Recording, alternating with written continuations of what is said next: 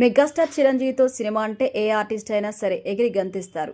చిరంజీవిని ఆదర్శంగా తీసుకుని చాలా మంది ఇండస్ట్రీలోకి వచ్చేశారు. రవితేజ లాంటి స్టార్ హీరో కూడా చిరంజీవిని చూసి తాను సినిమాలోకి వచ్చినట్టుగా చెప్పారు. ఇప్పుడున్న స్టార్ హీరోస్ అందరు కూడా చిరంజీవి అంటే ఎంతో గౌరవిస్తుంటారు. అలాంటిది చిరంజీవి సినిమాలో చిన్న రోల్ ఇచ్చినా చాలు అనుకునే వాళ్ళు చాలా మంది ఉన్నారు. కానీ చిరంజీవి సినిమాలో ఛాన్స్ వచ్చినా దాన్ని సద్వినియోగం చేసుకోలేకపోతుంది ఒక హీరోయిన్. ఆమె మరెవరో కాదు, star heroine Nayanthara.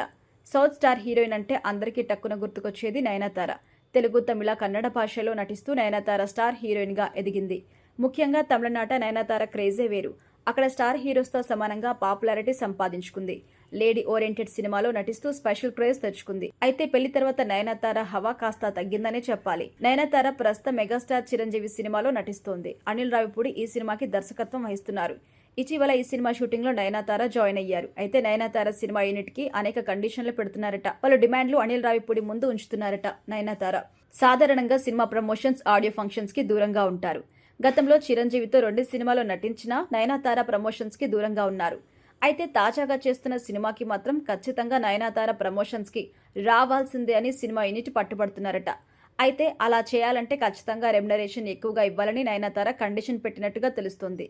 Nayanthara డిమాండ్కి cinema unit సైతం గ్రీన్ సిగ్నల్ ఇచ్చినట్టుగా తెలుస్తుంది. ఇలా మెగాస్టార్ చిరంజీవి సినిమా అయినా సరే తన కండిషన్స్ తనవే అన్నట్టుగా నయనతార ప్రవర్తించడం ఇప్పుడు హాట్ టాపిక్ గా మారింది.